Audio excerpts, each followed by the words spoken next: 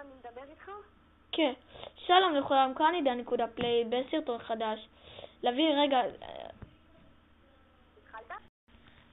מה לוי? התחלת? כן. אז היום אנחנו נראה לכם משהו מטורף.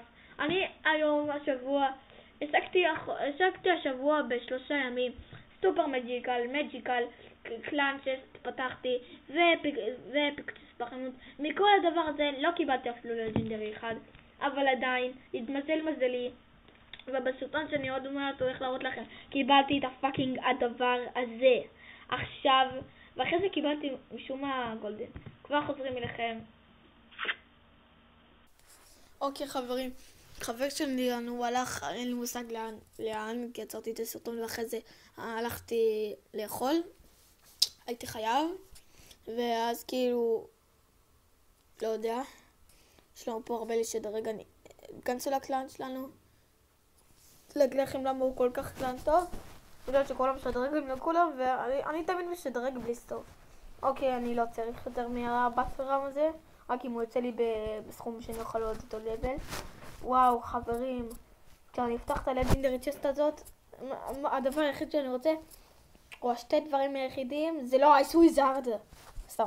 אוקיי, מה שאני לא רוצה זה אייס וויזארד, בחיים לא אייס וויזארד.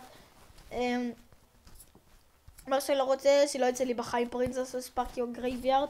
בקיצקץ, אני מוכן לכל דבר שאין לי, חוץ האמת לא בא לי כל כך מיינר או לאו או לא, אם אני אקבל אינפרנו דרגון יהיה לי כל כך בסה, אמן לא אינפרנו דרגון, אמן. כל דבר שאין לי, וגם לא אינפרנו דרגון. כל דבר חוץ מזה ואינפרנו דרגון, בבקשה. אולי למברג'יק, אולי אלקטרו, אולי לוג, אולי מיינר. מיינר יהיה דווקא סבבה, כי אני יכול לעשות מיינר גרייברד גובלין ברל ופויזן.